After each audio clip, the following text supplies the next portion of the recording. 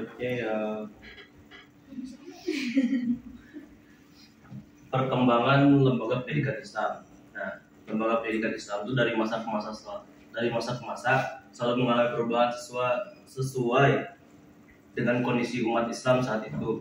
Nah, ada beberapa lembaga pendidikan Islam. Yang pertama, periode pembinaan.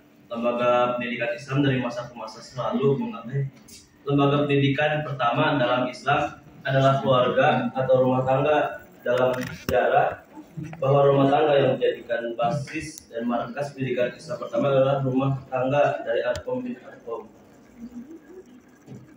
Secara formal di rumah Arkom inilah Nabi mengajarkan pokok-pokok ajaran Islam kepada para sahabat, dan di sini pula Nabi menerima para tamu yang ingin bertanya tentang ajaran Islam dan orang yang ingin masuk Islam.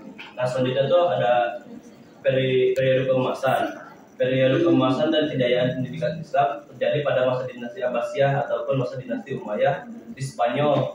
Pada periode ini, daerah kekuasaan Islam meluas dari India dan Asia Tengah dan sampai ke Spanyol dan Maroko. Lembaga pendidikan periode ini tuh selain keluarga, masjid dan budak adalah masjid, jami istana khalifah, ruang-ruang para pangeran dan menteri, toko buku, dan tempat-tempat eksperimen ilmiah. Yang ketiga, periode penurunan. Periode dimulai pada permulaan abad ke-11 sampai abad ke-15 Masehi. Pada periode ini, perkembangan kebudayaan, peradaban, dan sains menurun di Timur Tengah. Lembaga pendidikan Islam umumnya ditekan fungsinya kepada studi keagamaan, tempat pendidikan, dan latihan bagi keperluan politik untuk mempertahankan kepercayaan dan politik Islam. Nah, karakteristik yang menonjol adalah tumbuhnya sekolah-sekolah untuk yatim dan anak-anak orang miskin, yaitu di bawah raja-raja Mamluk di Mesir dan Syria. Yang keempat, ada periode modern.